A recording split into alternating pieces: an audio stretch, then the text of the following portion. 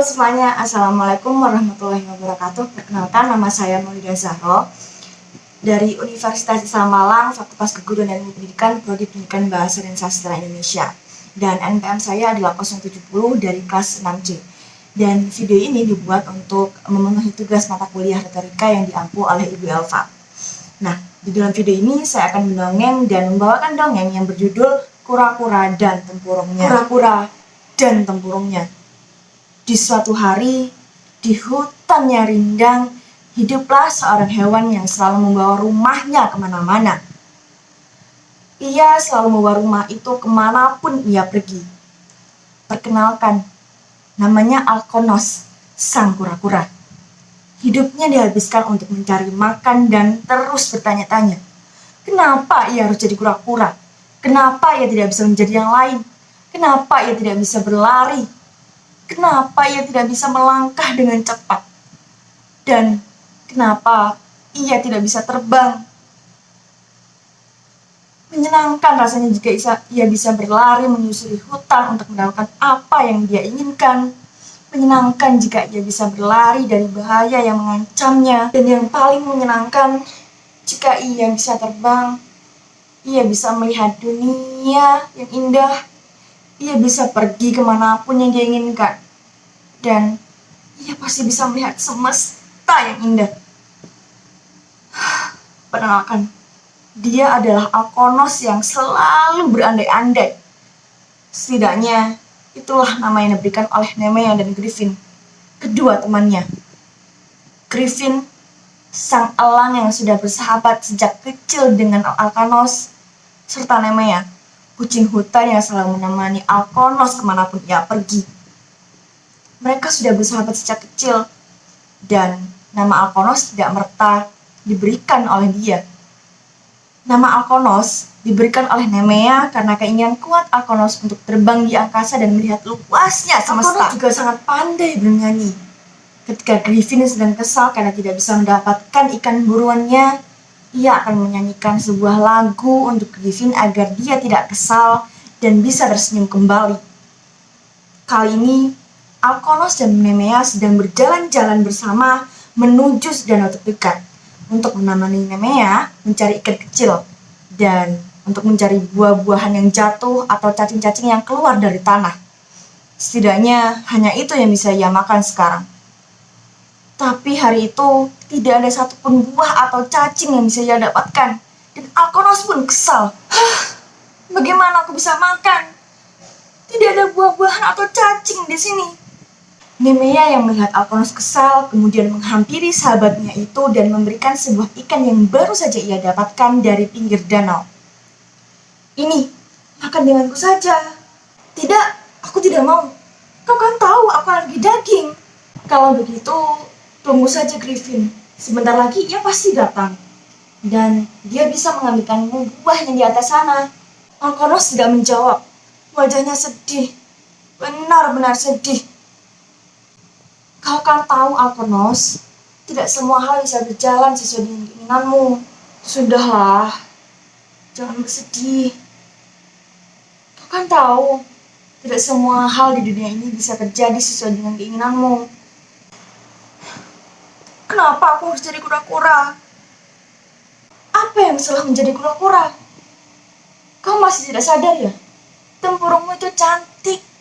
Lagi pula, kau bisa hidup lebih lama daripada aku dan Griffin. Kau terus saja mengatakan itu padaku. Tempur yang cantik, hidup lebih lama, hanya itu saja ya?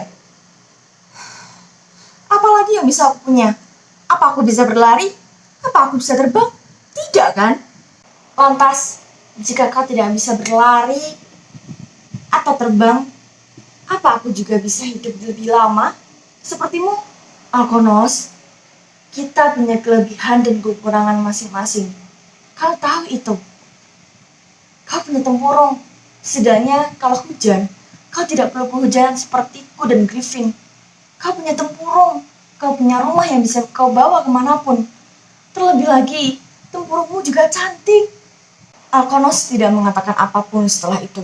Sementara Nemea kembali ke bibir danau untuk mencari ikan-ikan lagi, sembari menunggu Griffin yang selesai dengan perburuannya. 1 jam pun berlalu. Terdengar sayap indah dan besar milik Griffin datang. Nemea pun kembali ke daratan dan menemui Griffin yang sedang menaruh buah apel di depan Alkonos dan menatap bingung sahabatnya itu. Kenapa dia? Seperti biasa.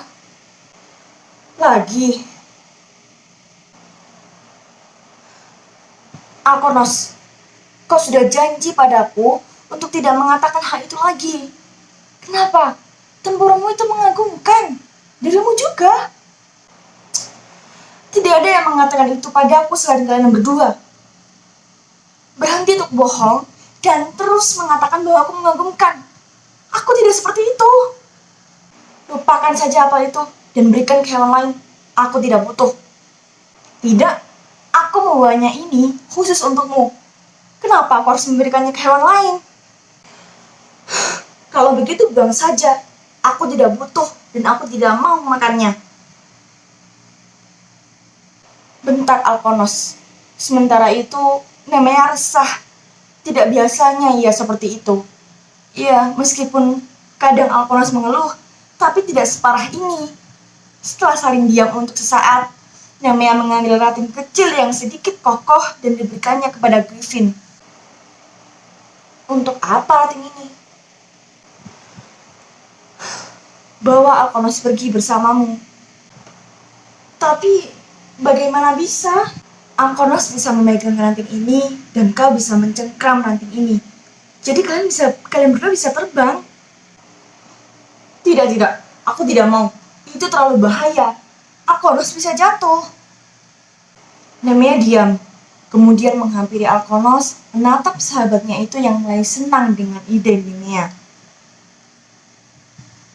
Aku ingin kau berjanji padaku, Alkonos. Jika kau bisa terbang dengan ranting ini dan dibawa oleh Griffin, kau tidak akan pernah mengeluh tentang dirimu dan kau tidak pernah mengeluh menjadi kura-kura. Dan aku mohon untuk kau bisa belajar untuk mengerti bahwa kau itu sangat mengagumkan. Tidak. Aku tetap tidak setuju. Aku harus bisa jatuh, dan itu bisa bahaya untuk aku dan dia. Setelah bergulat antara Griffin, terus tetap tidak menyetujui ide Nemea, dan sementara itu Nemea terus meyakinkan Griffin bahwa mereka berdua akan baik-baik saja sementara mereka berdua terbang dengan rendah dan hati-hati. Akhirnya Griffin pun menyetujui Alkonos yang sudah sangat senang. Tidak tega rasanya untuk mengatakan tidak untuk kesekian kalinya pada sahabatnya itu. Baiklah, aku akan membawamu terbang dengan ranting ini. Tapi ingat, aku hanya akan membawamu sebentar saja, tapi kau harus memegang ranting ini dengan erat dan jangan melepaskan ranting ini apapun yang terjadi. Berjanji? Iya, aku berjanji. Aku tidak akan melepaskan ranting itu apapun yang terjadi. Setelah Alkonos mengangguk dan Griffin menyetujui, akhirnya Alkonos mulai memegang ranting itu dan Griffin siap untuk terbang ke angkasa dan mencengkram ranting itu dengan sangat erat. Hati-hati, ujar Nemea. Kemudian Alkonos dan Griffin terbang ke angkasa. 1 menit, 2 menit, Alkonos sangat bahagia. Sangat-sangat bahagia semasa hidupnya.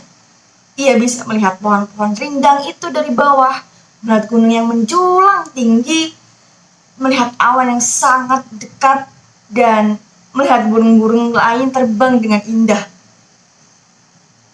Sudah aku bilang, menjadi kau yang bisa terbang itu sangat menyenangkan.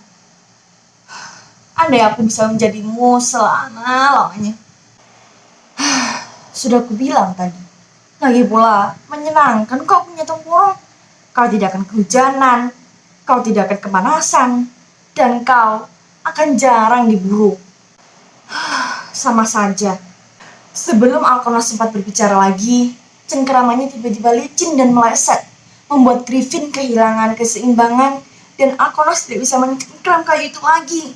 Alkonos pun jatuh. Griffin tidak sempat untuk meraihnya sebelum akhirnya jatuh ke tanah. Griffin khawatir melihat cangkang yang terbalik. Segera ia memeriksa keadaan sahabatnya itu. Sementara Nemea yang mendengar sahabatnya itu jatuh, kemudian berlari dan menyusul mereka berdua. Griffin membalik cangkang Alkonos dan melihat sahabatnya itu bersembunyi. Alkonos, kau baik-baik saja? Aduh, ada apa? Apa ada yang sakit? Ujar Nemea. Oh Tuhan, hampir saja aku mati jika tidak ada cangkang. Eluhnya. Sementara Nemea dan Griffin bernafas dengan lega. Alkonos diam, kemudian memeluk kedua temannya itu, kemudian ia menangis terharu. Terima kasih teman-teman, terima kasih sudah sabar denganku. Dengan kejadian ini, aku tahu bahwa semuanya punya kelebihan masing-masing. Kau bisa berlari kencang, dan kau bisa terbang. Dan aku punya tempurung yang bisa melindungiku dari apapun. Aku tidak kehujanan, dan aku juga tidak kepanasan karena tempurung ini. Terlebih, karena tempurung ini juga aku selamat hari ini. Terima kasih teman-teman. Mendengar hal itu, Griffin dan Anya sangat-sangat senang karena akhirnya temannya itu menyadari bahwa dirinya pun juga mengagumkan. Mereka bertiga berpelukan dan saling menangis terharu. Cerita selesai.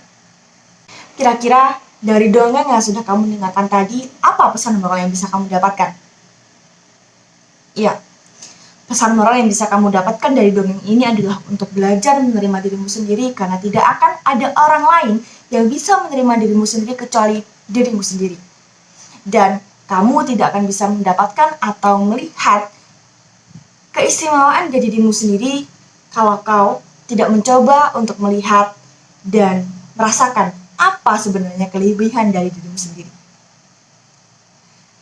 Sekian dari dongeng saya kali ini, dan jika ada pesan moral yang tersembunyi dari dongeng-dongeng ini, saya harap semua pesan-pesan dari dongeng yang saya sampaikan bisa membekas untuk kalian semua.